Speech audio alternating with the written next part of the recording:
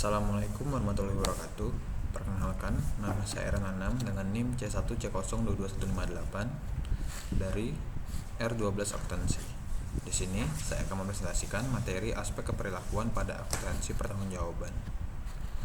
PowerPoint ke-6 Akuntansi Keperilakuan dengan dosen pengampu Bapak Wirmi Kaputra. Langsung saja ke materi yang pertama, yaitu pengertian akuntansi pertanggungjawaban. Akuntansi pertanggungjawaban adalah jawaban akuntansi manajemen terhadap pengetahuan umum bahwa masalah-masalah bisnis dapat dikendalikan seefektif mungkin dengan mengendalikan orang-orang yang bertanggung jawab untuk menjalankan operasi tersebut. Salah satu tujuan akuntansi pertanggungjawaban adalah untuk memastikan bahwa individu-individu pada seluruh tingkatan di perusahaan telah memberikan kontribusi yang memuaskan terhadap pencapaian tujuan perusahaan secara menyeluruh. Akuntansi pertanggungjawaban versus akuntansi konvensional.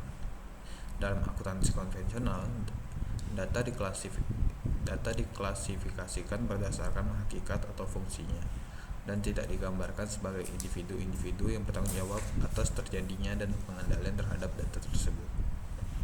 Akuntansi pertanggungjawaban meningkatkan relevansi dari informasi akuntansi dengan cara menetapkan suatu kerangka kerja untuk perencanaan, akumulasi data, dan pelaporan yang sesuai dengan struktur organisasional dan hierarki pertanggungjawaban dari suatu perusahaan. Jaringan pertanggungjawaban. Struktur organisasi perusahaan dibagi-bagi ke dalam suatu jaringan pusat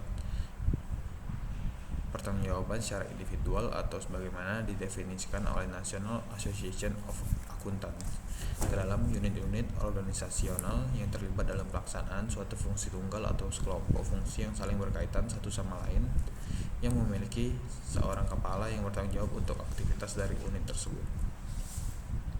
Jenis-jenis pusat pertanggungjawaban. Yang pertama ada pusat pendapatan, yaitu jika tanggung jawab utama seorang manajer adalah penghasilan pendapatan, maka segmennya sebaliknya diperlukan sebagai pusat pendapatan. Contohnya dari pusat pendapatan meliputi departemen pemasaran, pusat distribusi, bagian barang jualan di toko serba ada, atau tenaga penjual individual. Yang kedua, pusat biaya. Pusat biaya merupakan bidang tanggung jawab yang menghasilkan suatu produk atau memberikan suatu jasa. Manajer bertanggung jawab atas pusat biaya, memiliki diskresi akan kendali hanya atas penggunaan sumber daya fisik dan manusia yang diperlukan untuk melaksanakan tugas yang diberikan kepadanya. Yang ketiga, pusat biaya kebijakan, yaitu pusat biaya kebijakan adalah pusat biaya yang sebagian besar biayanya tidak mempunyai hubungan yang erat dengan output yang dihasilkan.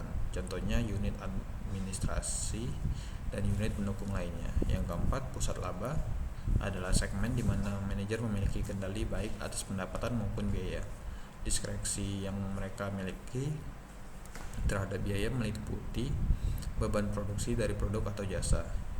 Yang kelima, ada pusat investasi, yaitu manajer pusat investasi bertanggung jawab terhadap investasi dalam aktiva serta pengendalian atas pendapatan dan biaya.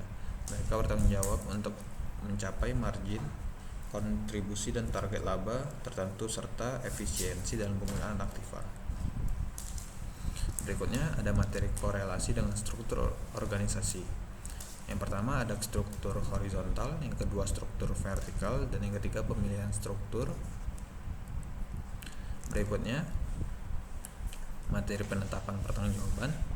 Komite Konsep dan Standar Biaya dari American Accounting Association menerbitkan beberapa pedoman bahwa yang pertama, orang dengan wewenang baik atas akuisisi maupun penggunaan barang dan jasa sebaiknya dibebankan dengan biaya dari barang dan jasa tersebut. Yang kedua, orang yang secara signifikan dapat mempengaruhi jumlah biaya melalui tindakan-tindakannya dapat dibebankan dengan biaya tersebut.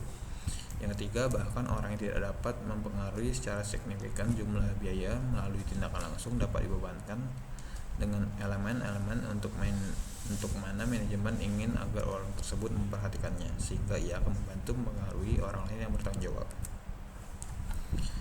Berikutnya, perencanaan, akumulasi data dan pelaporan berdasarkan pusat pertanggungjawaban. Yang pertama ada anggaran pertanggungjawaban, yang kedua akumulasi data, yang ketiga pelaporan pertanggungjawaban. Berikutnya ada asumsi keperilakuan dari akuntansi pertanggungjawaban.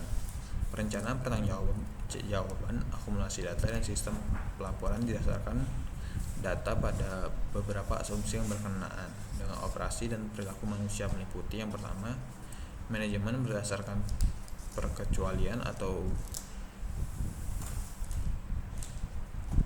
MBE adalah mencukupi untuk mengendalikan operasi secara efektif. Yang kedua, manajemen berdasarkan tujuan MBO akan menghasilkan anggaran, biaya standar, tujuan organisasi, dan rencana praktis untuk mencapainya yang disetujui bersama. Yang ketiga, ada struktur pertanggungjawaban dan akuntabilitas mendekati struktur hierarki organisasi. Yang keempat, para manajer dan bawahannya rela menerima pertanggungjawaban dan akuntabilitas yang dibebankan kepada mereka melalui hierarki organisasi. Yang kelima, sistem akuntansi pertanggungjawaban mendorong kerjasama dan bukan persaingan.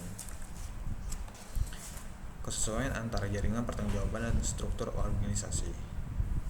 Akuntansi pertanggungjawaban mengasumsikan bahwa pengendalian organisasional ditingkatkan dengan penciptaan jaringan pusat pertanggungjawaban yang sesuai dengan struktur organisasi formal. Karena pusat pertanggungjawaban merupakan dasar dari keseluruhan sistem akuntansi pertanggungjawaban, kerangka kerja untuk itu seharusnya didesain secara hati-hati. Struktur organisasi harus dianalisis terhadap kelemahan dalam pendelegasian dan penyebaran. Elemen yang paling penting dalam keberhasilan suatu akuntansi pertanggungjawaban adalah penerimaan para manajer pusat pertanggungjawaban atas tanggung jawab yang diberikan sebagai suatu yang seimbang dan kerelaan mereka untuk dipintai pertanggungjawaban. Kapabilitas untuk mendorong kerjasama. Akuntansi pertanggungjawaban meningkatkan kerjasama organisasional dengan menunjukkan kepada manajer bagaimana aktivitas mereka sesuai dengan gambaran keseluruhan dan bahwa setiap orang bekerja untuk tujuan bersama. Akuntansi pertanggungjawaban juga meningkatkan kesetiaan pada perusahaan, harga diri, dan rasa penting dengan mengizinkan orang untuk memformulasi tujuannya sendiri dan membuat keputusannya sendiri dalam kerangka kerja delegasi pertanggungjawaban. Sekian presentasi dari saya akhiri. Wassalamualaikum warahmatullahi wabarakatuh.